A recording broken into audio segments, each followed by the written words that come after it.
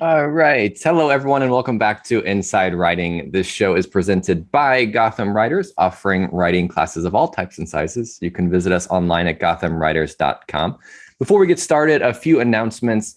First, the Gotham Writers Conference is open for registration and it's fast approaching. It's only a few weeks away. So if you want to get a peek behind the publishing curtain, this is the place to be. And if you want to pitch your manuscript project to agents, another thing you can do at the conference. So check that out as well on the Gotham Writers website. Second, if this is your first time joining us, welcome. You can get caught up on all of our previous seasons and episodes on the Gotham Writers YouTube channel and on any major podcasting platform. And while you're there, like us, subscribe, leave a review. It helps to spread the word.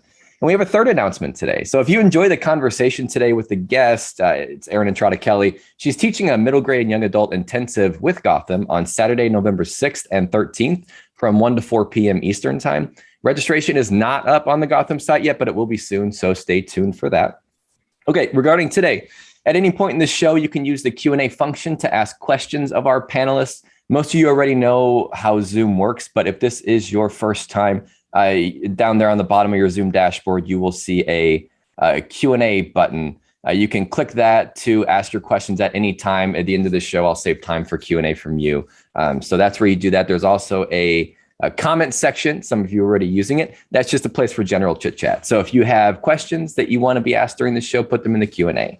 Now then, on to the conversation for today. As mentioned, today we are talking with Erin Entrada Kelly.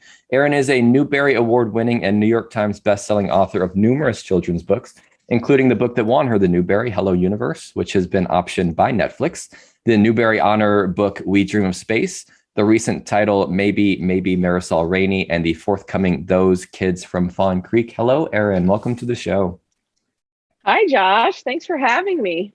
Of course. Yeah. So, Erin, you have such a storied, award-winning career. You've got all these books out there, but I want to start at the beginning. What was sort of the creative impulse that kickstarted your journey as a writer? So I think, I don't think, I know. It started when I was a kid, when I was very young. Like a lot of people, I'm assuming on this call, not all, but many, I'm sure, I was a quiet, very introspective girl. And when I was a kid, I kind of felt sad and lonely a lot. I didn't always know why. But I loved to spend time in my room reading books. And at some point, very early on, I figured out, wait a minute, books are just words on paper. And I have paper and I have a pencil and I can write my own stories. And I really, really loved when I was a kid, and I still do, but especially when I was a kid, I loved the idea that the world could be anything I wanted it to be on paper. So I started writing stories very young. I have some here, some early works. Probably 8 years old, I wrote this. And of course, I illustrated it. This is a very obvious knockoff of Sweet Valley High. It's called The Golden Valley Twins. We call it fan fiction. We'll call it fan fiction. So I have many of these. And then, as I got older, I graduated to notebooks. And I still write all my first drafts this way, by the way, in a notebook by hand. So that's really where it started. And I have honestly been writing ever since. And I will say really quickly that I have a lot of writer friends who did not read nor write when they were kids. So it's not necessarily a prerequisite. But for me, it was. And that's really what started it. And I have been writing ever since. I'm just a very voracious reader and I love to write. And my world has pretty much always revolved around words. Even the jobs that I had later were, revolved around words. When was it in your writing journey that it dawned on you that this is something that you wanted to do like full time? Like this was your passion in life? Honestly, as early as when I was a kid, because I thought in elementary school, I thought, oh, when I grow up, I'll just be a best-selling author and I'll write books all the time and I'll be just like Judy Blume. That was how I had it in my head, because, when you're a kid, anything is possible, and anything is possible usually. However, as we all know, you can't just write books and become a bestseller and then just do that for the rest of your life. So it was around maybe like middle school, high school, when I started getting more context of how the world works. I realized, wait a minute, you can't just be a writer and just get published, and like there's all these things that have to happen. So I thought, okay, what jobs can I have where I'm able to write? And that's how I got into journalism and all the other things I did before I became a full-time writer.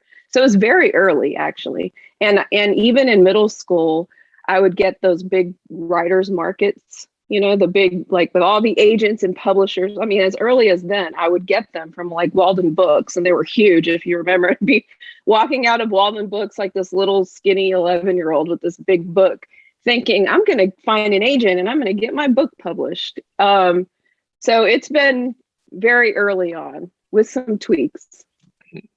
And I want to get to your work as a journalist in a second, but I imagine you had other side jobs along the way. Did you ever have any trouble focusing on the writing? It sounds like the writing just comes naturally for you. There were times, honestly, like when I worked as a journalist specifically, I worked as a newspaper journalist. I got a job as a proofreader very young, like right out of high school going into college. They hired me at the bottom rung, the proofreader at my local paper. And whenever I was working as a feature writer, I kind of worked my way up. There were times when I had trouble switching my brain from newspaper writer brain to fiction writer brain. But even then, I was still working on short stories, trying to find my voice. I would write a lot at work. I can confess to that now. And I would send myself, well, they didn't have emails back when I first started at the newspaper. But I would like jot things down in my notebooks and, just seize time whenever I could. But it was difficult a little bit to switch from newspaper brain to fiction brain, just because the two styles are so different. Mm-hmm. When you were writing with your newspaper brain, was it obvious to you that this was not the end goal? Like that wasn't the kind of writing that you wanted to do? Was fiction the more attractive option there? It was, but I will say that I did love working as a journalist and working as a feature writer. So it never felt like a burden per se, but I did know that my ultimate goal was to be a published author and do that full time. So that always was my goal, but I never felt burdened by my job, if that makes sense. I never thought, if not for this newspaper job, I could pursue it. Because I knew that no matter what job I had, there were going to be challenges to pursuing, publication, because there's a lot of challenges and ups and downs and all that stuff. So, yeah.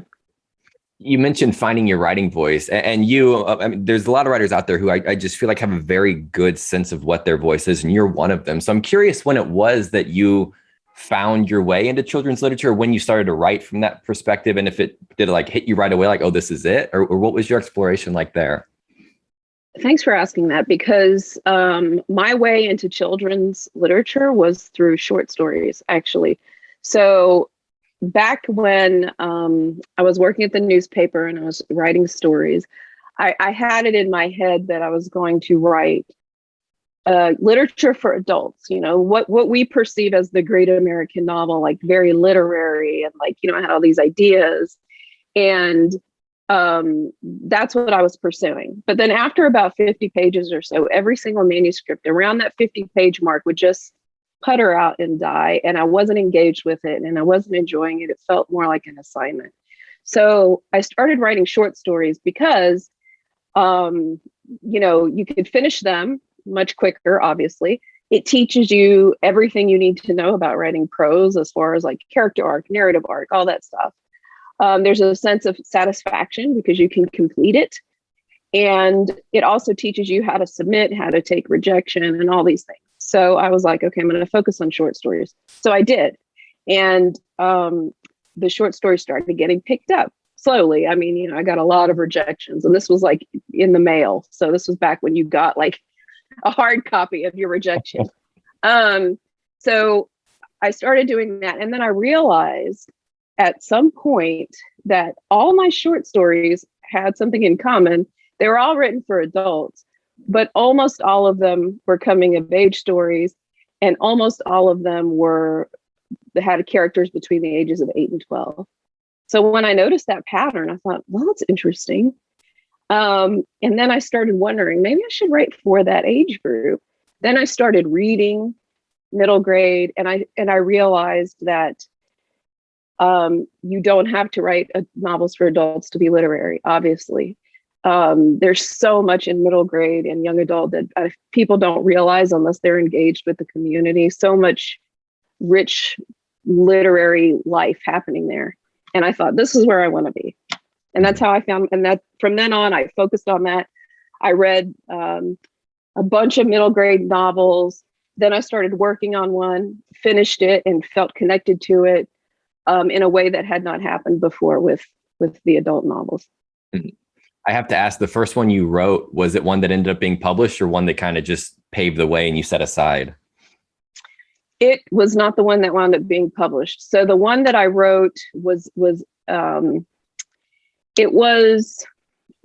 much more literary, I guess you could say. I wound up taking parts of that and using it for Lilani of the Distant Sea, which is right there. So I wound up taking parts of that novel and using it for Lilani, but it wasn't the one that got picked up.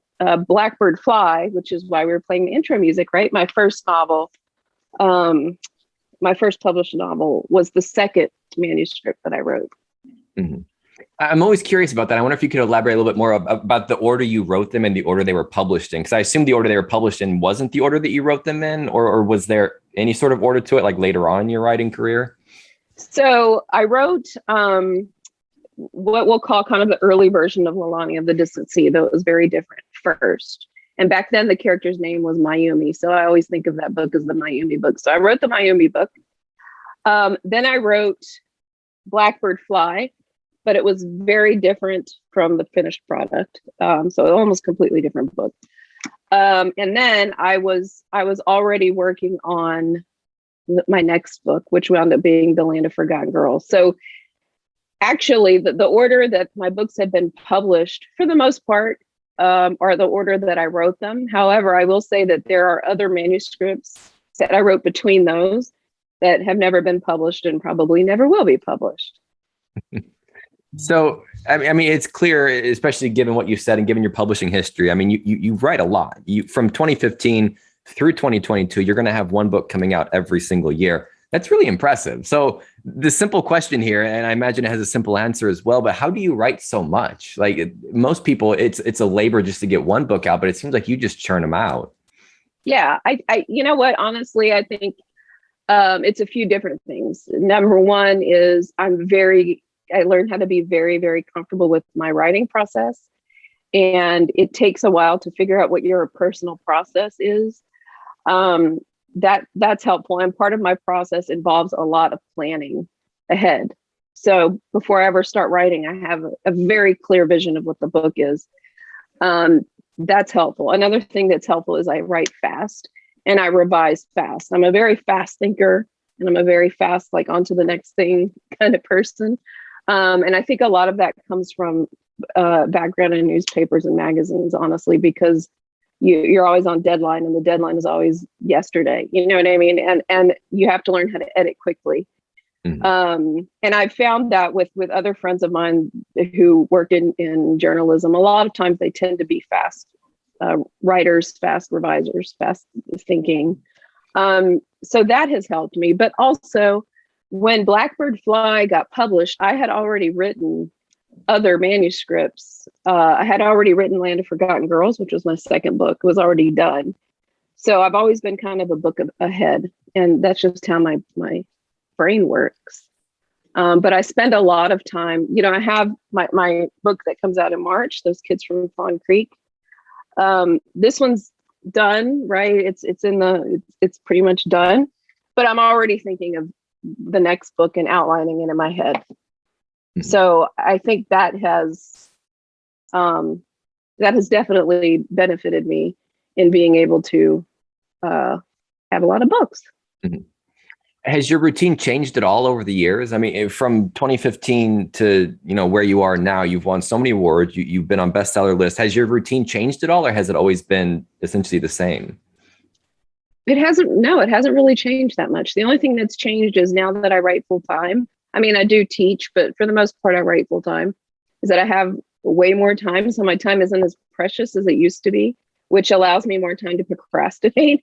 So that's really the only thing that's changed. But it's still the same process. I still spend months in my head teasing out the characters, the plot, the story before I ever start writing a single thing.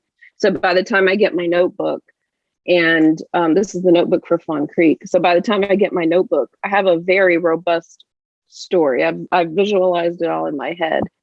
And the next step is just to get it down on paper. So when do you know that it's time to, because I want to get more into your outlining, because we don't often talk a lot about the whole pantser versus planner argument. It sounds like you are like the ultimate planner. So are you pretty strict with it? Like, do you have a set routine where I have to have this much done before I start writing? I'm not in that sense. So when I know it's time to start writing is when I'm not, it's kind of hard to, it's kind of like an innate organic thing. So it's hard to say, but when I feel like there's no more questions I can ask of the characters or the manuscript, that's when I sit down and write. And that's when new questions come up, of course. So usually the way that I start is, once I have the idea in my head, I sit down with my notebook. And then in this example, I write down the whole story that was in my head. I write it all down in a summary. And this changes. So the names often change. You can see cross outs and changes. So I don't consider myself beholden to this because I want to be able to follow the characters wherever they go. So I don't want to be shackled to an outline. I don't feel like that's a good way to be creative for me. But I do like to have an idea of where I'm going. I think of it like as a roadmap. You know, I have like, I have my, okay, I'm going to take 95, you know, to blah, blah place. But if I want to get off and take a different route because it looks more scenic or because the weather changed and I want to go a different way, I go a different way. I don't just stay the course for the sake of staying the course.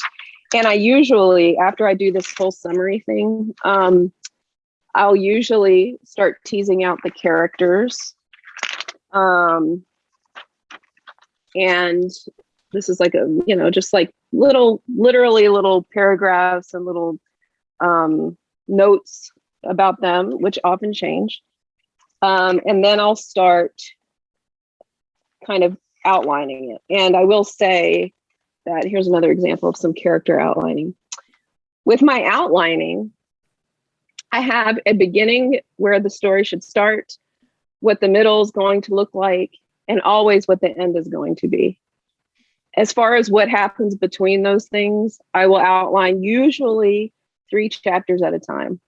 So I'll write, okay, chapters 1 through 3, this is what's going to happen. And then at the end of the 3rd chapter, or while I'm doing the 3rd chapter, I'll do, okay, now I'm going to do 4 through 6. Mm-hmm. And that helps keep the story organic, if that makes sense. Definitely, yeah. So I'm curious where you were so you won the Newbery for Hello Universe, which I think was your 3rd book. Correct me if I'm wrong. Yes. Where were you as a writer when that happened? I mean, were you feeling pretty confident in your voice? Because was this a surprise to you, or were you like in a place where you're like, I know who I am as a writer? You know, this all feels like part of the process. Okay, first of all, I never feel confident. So no. But when I won the Newbery, it was a complete surprise. It was a total surprise. And I'm glad, because the worst thing that could be is like if I'm sitting here expecting I'm going to win something and then nothing happens, but I didn't expect it. So I shouldn't say I never feel confident. Obviously I know that I have skill and talent as a writer, but that being said, I read other books just like many of you, I'm assuming there's a lot of writers here. And I read those books and I think, oh God, why can't I write like that person? Why can't I write a book like that? Or why didn't I think of this? So I still go through all that. So I felt confident in that middle grade was where I needed to be and where I wanted to be. So in that sense, I felt good, but I was completely shocked. And did anything change for you after you won? I mean, it sounds like you just kept doing the same thing you were doing, because it's not like there was a let off after that award. Your books just kept coming out and kept getting the same acclaim that they were getting. Nothing changed as far as my process and the books that I was going to write. But everything changed in a practical sense, because it was after the Newbery that I was able to quit my full-time job. At the time, I was working as a copy editor for a corporate copy editor. And, and then all my books earned out, which doesn't always happen. So my life, things changed in a practical life sense. But as far as me as a writer, nothing about me changed. If I had never won the Newbery, all the books that I've written I still would have written those books, and I still would have done the same process. Mm-hmm. So I want to backtrack a little bit and talk about getting an agent, finding an agent, working with an agent. So you mentioned having written that first book, which became parts of your second book, but that first book, did you query that book at all, or did you kind of just know it wasn't right? I did query it, and I think I queried, I can't remember how many people, maybe 20. So not a huge number. And I got a lot of course, forum rejections and no responses, but I did get a few, like 2 or 3 maybe, personal feedback, which is always a success when you get personal feedback, in my mind. And basically the feedback was, it's a great book, but we don't know how to market this book, which is a big aspect of the industry, right? We don't know what kind of reader to give it to, because it wasn't exactly fantasy. Lalani of the Distant Sea is a fantasy, but the original Mayumi story wasn't a fantasy, but it felt like a fantasy, which, if that makes any sense, it was just very literary and very introspective, I guess you could say. So that was the feedback that I got. But I did get a lot of requests for full manuscripts, which is also a success. So I tell people, if you're querying and an agent requests a full manuscript, even if the manuscript isn't ultimately represented, in my mind, that's a clue that you're doing something right, that you're on the right track. So I knew that I was on the right track, because I was getting requests. I want to read, agents would say, send me the whole thing, I want to read it. And even if they didn't represent it, there was something about the writing and the concept that made them want to request to read the whole thing. So that tells me, okay, I'm onto something here. I just need to figure out, how to get over that next hump, right? Mm-hmm. So at what point did you realize, okay, I'm going to stop this? And did you already have your other project ready that ended up getting you an agent? I did not. No, I don't think I did. It's hard for me to remember now, but I stopped querying Mayumi because I felt like, okay, maybe, again, it was kind of like an intuition, thinking, okay, because 20 isn't really, it may sound like a lot to a lot of people, but querying 20 agents really isn't that many, because there are so many agents. But I did stop querying that, and I thought, okay, let me take a look at, this book and what I want to do, and what other stories I want to tell. And I really started looking inward, which I think a lot of writers do, especially for their first books or when they're just starting out, is I started thinking, what's my story? So, I wrote Blackbird Fly. Basically, Apple, the main character, is me. So it is like a story of me at age 12, with differences, of course, because she's her own character. But I started thinking about, what kind of story I want to tell, and why do I want to tell it? And why am I the person to tell it? And that's how Blackbird Fly came about. And that's the book that was ultimately represented and published. Mm-hmm. And did that one take you a while to get picked up on, or was it sort of like an instant hit? It took, it didn't take a while. And I always feel bad saying that, because I know there's a lot of people who've been querying for a long time and with a lot of manuscripts. But I was very fortunate. I think I queried, well, I did. I had 10 agents. I queried those 10, and I got my agent out of those 10, that first batch of 10. Mm-hmm. And remind me, is that the agent you're still working with, or has that been the agent the whole time? No, I'm actually on my third agent. Okay. My dream agent for my first book when I queried, well, my dream agent from the beginning was Sarah Crow with Pippin Properties. She's one of the best agents in the industry, and she rejected this book and she rejected Mayumi. But now she's my agent now, so she's ultimately became my third agent. Now I'm very happy with her. I tease her sometimes that she rejected my earlier books, but we don't hold it against her. So what, now that you've been established, I guess when you first got your agent, how did that sort of change your writing trajectory? Like what was were you on deadlines now? Were you having to get, agent approval for what you worked on, or did it alter the way you approached your writing at all? It did not. It only altered it in the sense that it didn't. And I'll tell you why. I've been with the same editor for every book that I've published. So she and I have like a very close relationship. And so I have not been in a situation yet where I had to go out to other publishing houses and do all these things. I'm able to talk to my editor directly, which is not necessarily common or typical. But in my case, again, very fortunate that Blackbird Fly was picked up by Green Willow at HarperCollins, and they're such a great imprint, and it's a really great fit for me. So it changed it. Well, I will say this. It changed it slightly in the sense that once you get an agent, or once you decide that you want to get an agent or get published in a very serious way, it does change the relationship that you have with writing, for better or worse, in the sense that before, when you're writing just for yourself, when you're just kind of like figuring it out and you write whatever you want, once you get an agent, and this isn't true for everyone, but I think it's true for many. Once you get an agent and you know that you can sell something, or you can write a book that someone will acquire, I feel like there is that piece of you that wants to spend time on something that could be acquired, rather than I'm going to write this for fun. Now, ideally, it's both. And that's happened for me. In other words, I never write a book thinking I'm going to write this book because I know it'll sell.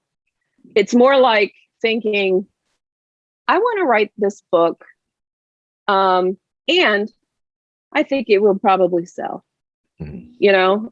So there's that. I mean, the manuscripts that I've written that I mentioned before that haven't been published, a lot of them are horror, because I love dark horror. I love dark stories. But that's not my aesthetic, right? Like the established aesthetic that I have is not that. But there is a piece of me who wants to write horror and loves to read horror. But am I going to spend time doing that, or am I going to spend time writing other stories that I love? Does that make sense? So there is a practical side of your brain that's like, okay, do I want to spend 2 years writing this other book that may not be as strong, or do I want to spend 2 years writing this book that I also feel strongly about, but is more in keeping with my aesthetic? Mm-hmm. I don't know if any of that made any sense. It makes a lot of sense. And I do have a follow-up for that. Like, at what point do you think it will be time where you say, I want to write a horror now? Like, is that point going to come, or do you think you're just going to keep doing your brand? And because it sounds like you're perfectly happy there too. So do you think that time will come where you switch to horror? You know what? There may be. I am definitely perfectly happy. All the books that I've written and published, I'm proud of and feel deep connections to. But that being said, I did write, it's been a few years now, I did stop and write a horror, a novel. It's a ghost story, because those are my favorite, about hauntings. I love hauntings. So I did do that. And my agent did read it and she loved it. Kind of going back to your question about agent approval. I would never want to be in a situation where I'm asking anyone for approval per se. But I do share with my agent what I'm thinking, because she needs to know, because she's, my agent. And she loved it. And she said, it's a great book. Let's talk about like how, if we go out with this book, how would it work? In other words, would I need to do a pen name? What would I need to do?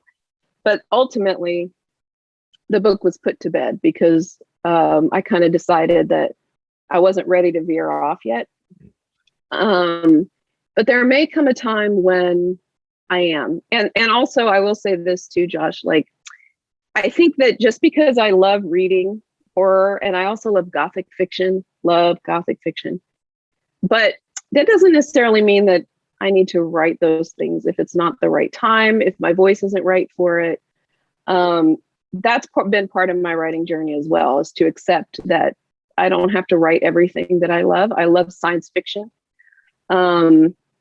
So if I veered off, it would probably, I've been talking about horror this whole time, but I also love science fiction. So if I ever veered off, it would probably be time travel, because I love time travel. So who knows?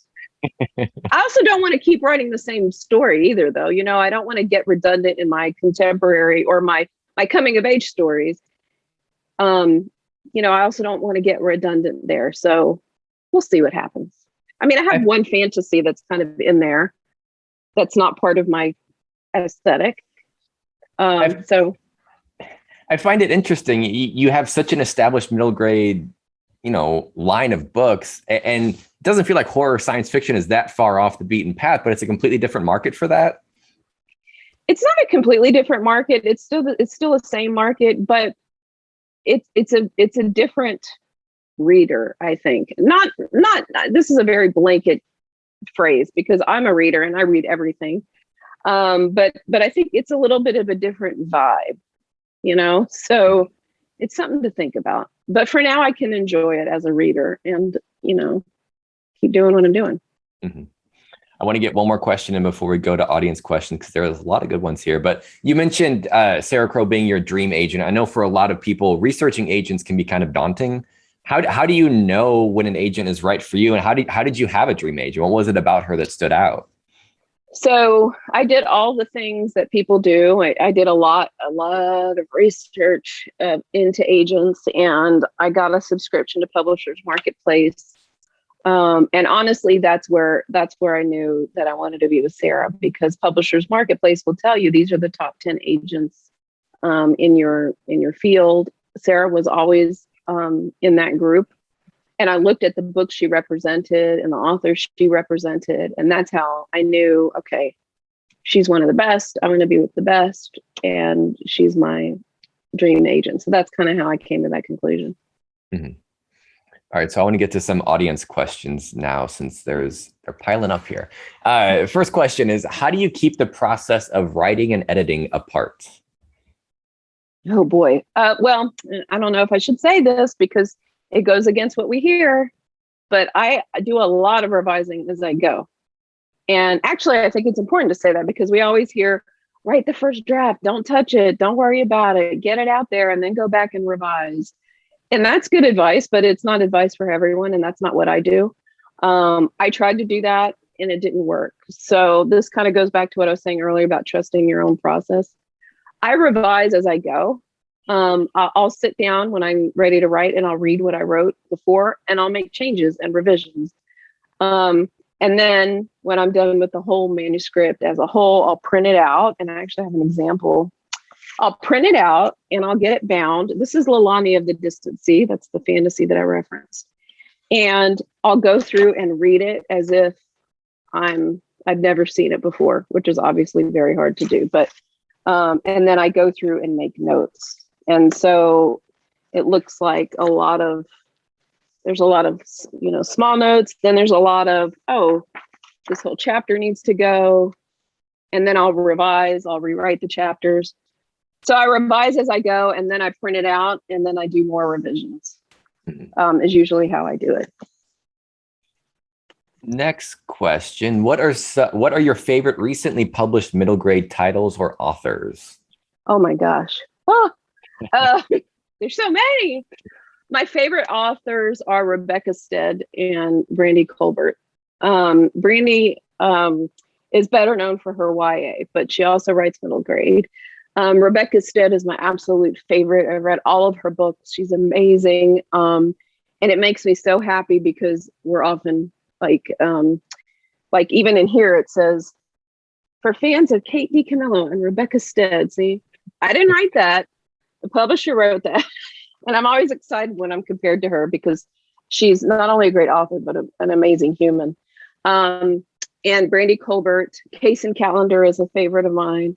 So with Rebecca's books, my favorites are When You Reach Me and Goodbye Stranger, although all of her books are amazing. With Brandy, I really loved The Only Black Girls in Town. With Kaysen, I loved Hurricane Child. Ada Salazar has a book in verse called The Moon Within, which is beautiful. It's kind of like a modern day Are You There, God, It's Me, Margaret, but it's in verse. So that's another one. I mean, I could really just go on and on, but those are the ones that come to mind right away. Gotcha. What are the differences between magical realism and contemporary fantasy? Oh boy, I don't even know if I'm the best person to answer that. So magical realism, for lack of a better term, is usually when it's happening in the real world, but there are dashes of magic. So magic may not be widely used in the setting or in the narrative. In a contemporary fantasy, usually everyone in the story is aware of the magic, and there's rules to the magic, and there's rules to how the fantastical work.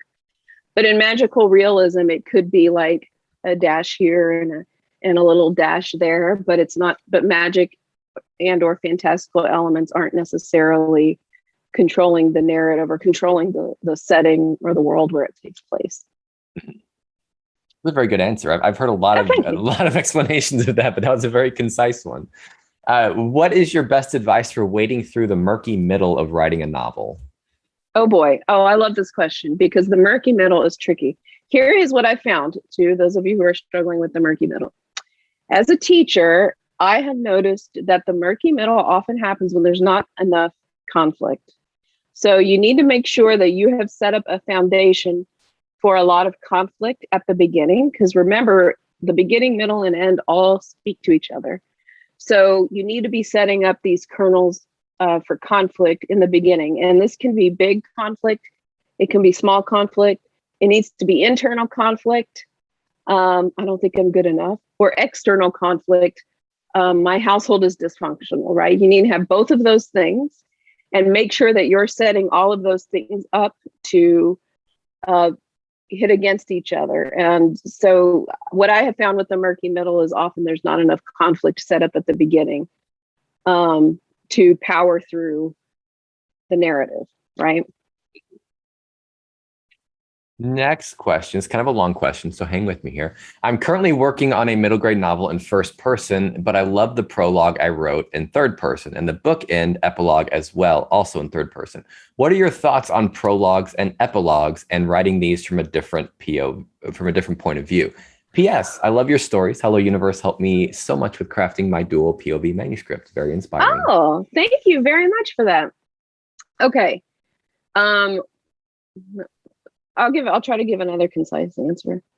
Prologues and epilogues are fine if they're necessary. They have to be necessary.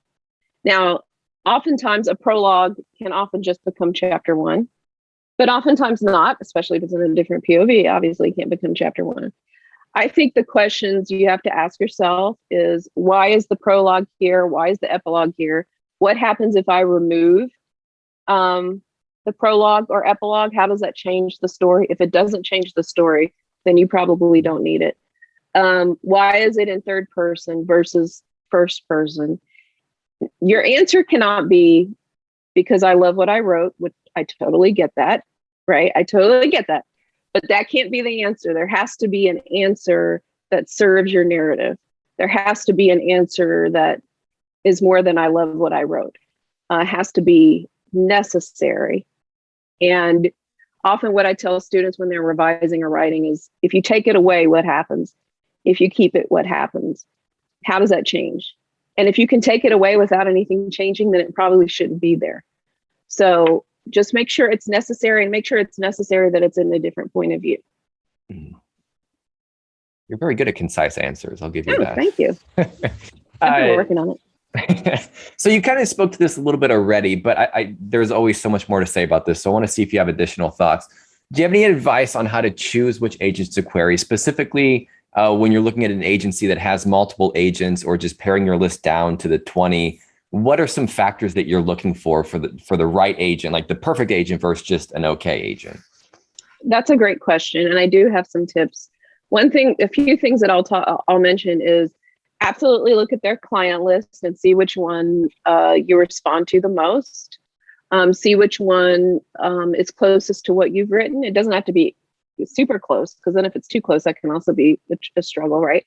I would look at their social media, even if you're not on social media. I would look at theirs to see, because you can often, if they're on social media, you can often get an idea of a person's personality, how they approach things, and get an idea of what kind of person they are from that.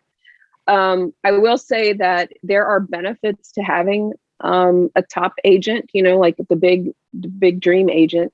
However, there can be downsides to that. One of them being if they have a lot of clients, they may or may not devote the amount of time that you need. So it can also be good to have an agent who's newer and less established, because they're building their list. The benefit of having an agent at an agency, like let's say Andrea Brown, right? One of the benefits is that if you get an agent in that agency, oftentimes, I don't know how their agency works, but I know at Pippin, where Sarah is, they kind of have a team effort. So you kind of get the benefit of wisdom from all different sides. So I would look at their list. I would consider how many clients they have and how you are as a writer, and be honest with yourself.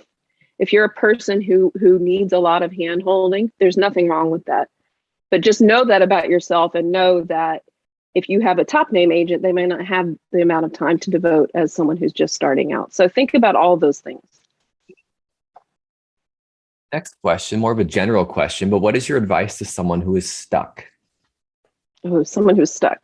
One thing I like to do when I'm stuck is I like to do writing prompts. A lot of people don't like writing prompts, and I don't know why, because I love them. So I would say if you do writing prompts, the thing that's great about them is it's low risk, high reward, meaning it doesn't matter if it never goes anywhere. Who cares? It's a writing prompt. High reward is that it gets your creative juices flowing. It forces you to be creative. And it just kind of lets you oil the gears a little bit. So I feel like when we're stuck, it's because we're facing this daunting task of finishing a novel, which is scary and big. But a writing prompt is small and easy, and there's no risk. So, And on my Instagram, by the way, at Erin Entrada, I have, like, on my stories, on my highlights, I have a little button for writing prompts. So you can go there and grab some off of there.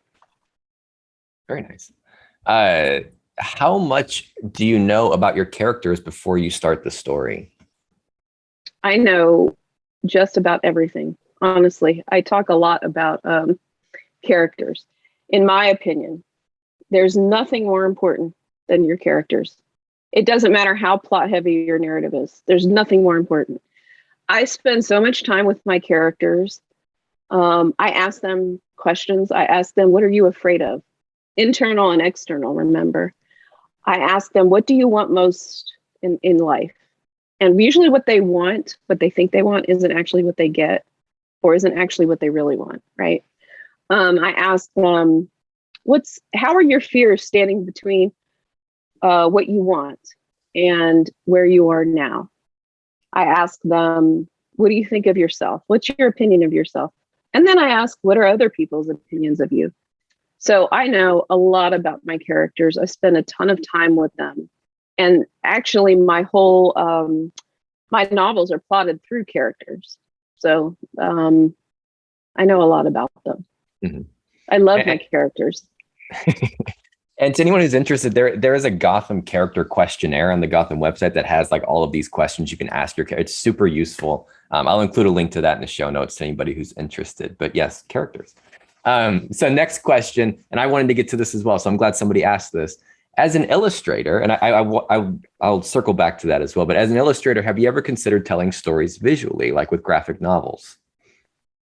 I have not. As far as me illustrating a graphic novel, no. So for those who don't know, I illustrated maybe Marisol Rainey. And I'm going to be completely honest with you. I love illustrating and I love drawing. But pretty much the beginning and end of my talent is in this book. So what I mean by that is these are black and white, grayscale line illustrations that are perfect for the world of Marisol, at least in my opinion. But my illustrative skills don't reach much further beyond black and white grayscale line illustrations. That's not to say you can't do a graphic novel that way, but I'm absolutely a writer first. So I'm an author who also illustrates, but I don't really think of myself as an author illustrator, if that makes sense. So I would be open to writing a script, a graphic novel script. I've started a lot of those, but I don't think I have the skill level to illustrate a full graphic novel. Mm-hmm. Next question, good question, is how do you deal with imposter syndrome? Oh boy. That's a good question. I actually gave a lecture on this at Hamlin. I try to remind myself, because it's something I struggle with still, is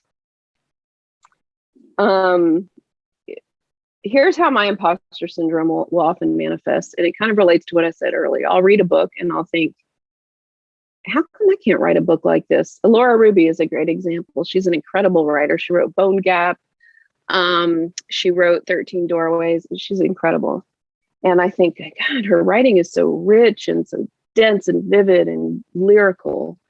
And why can't I write like that? And then I think, I try to check myself and think, okay, well, we're all different writers.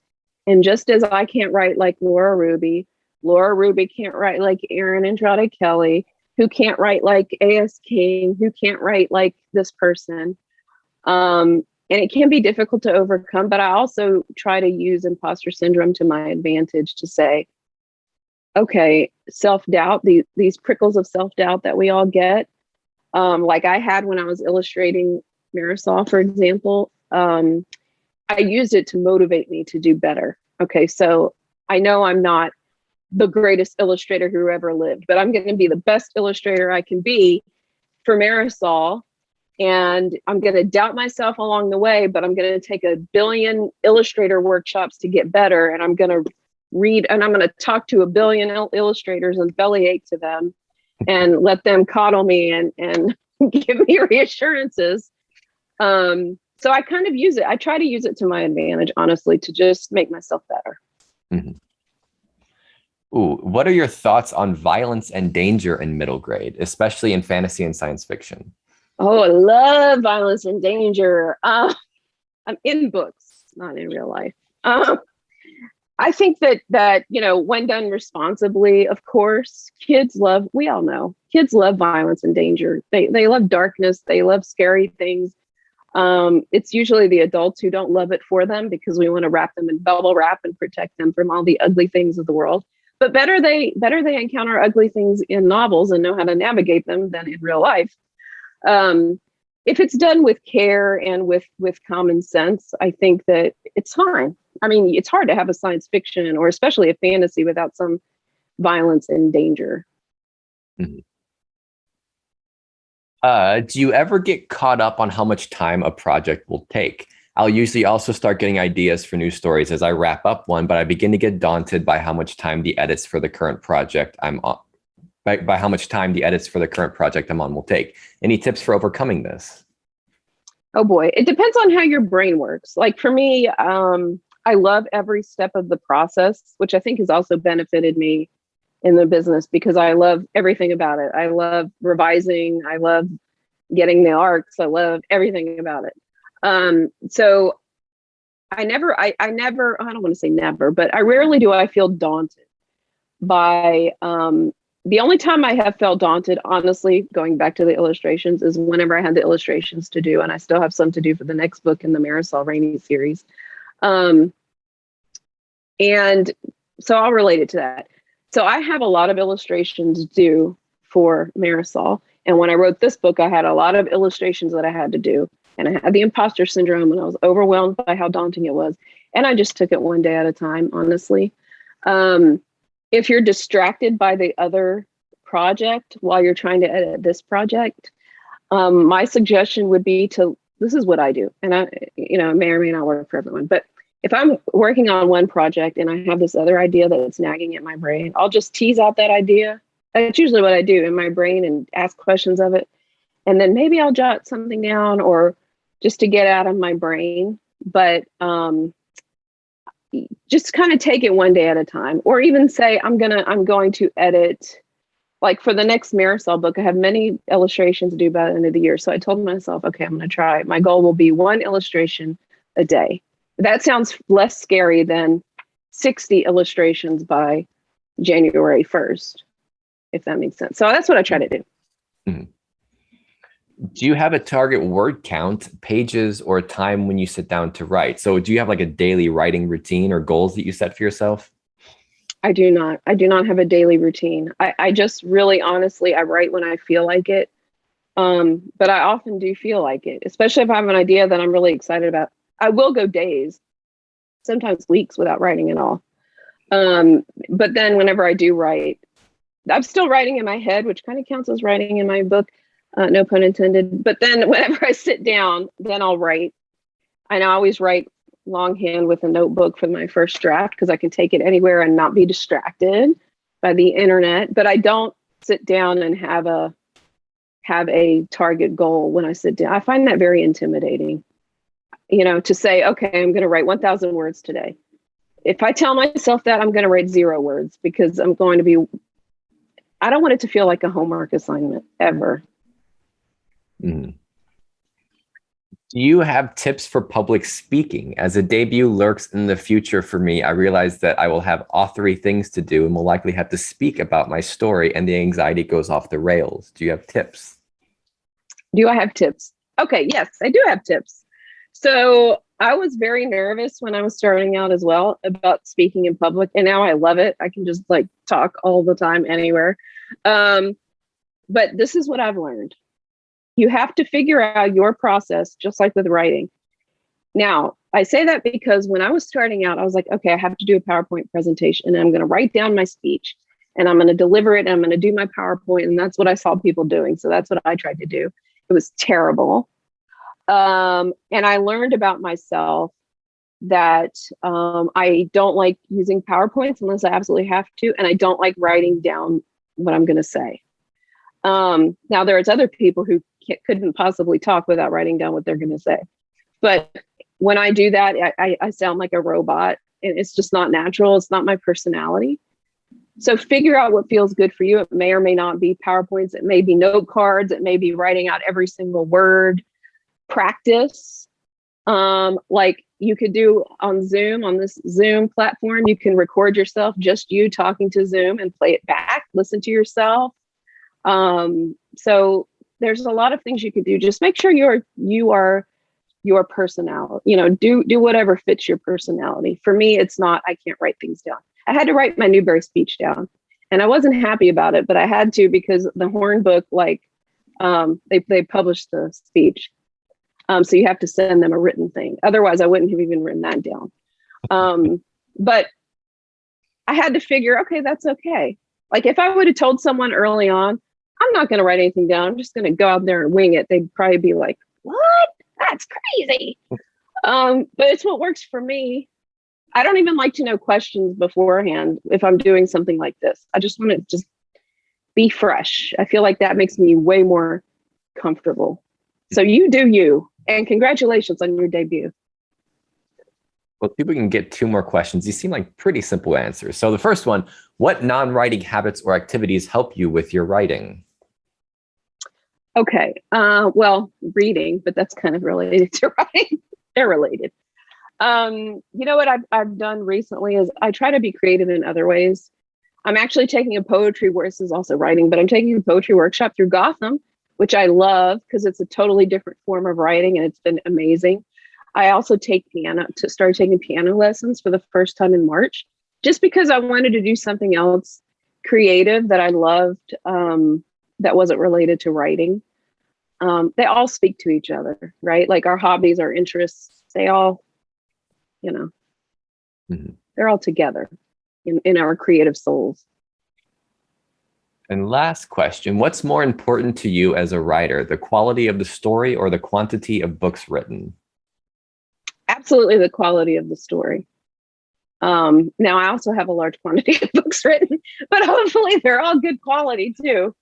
But absolutely, without a doubt, it's the quality of the story. So then one last parting question before we get to, where people can find you and all that, but parting advice to people who want to sort of end up where you are, where they're writing full time, they have more time to write. What's your advice to them? My advice is, the first one is kind of obvious, which is if you want to write middle grade or young adult or whatever you want to write, you have to read a lot in that genre, see what's happening. Current books, not books from like long ago, but modern books, see what's happening out there. I also think it's really important to build a writing community if you can, even if it's online, whatever writing community means to you or looks like to you. If you're on social media, there's a ton of them on Twitter.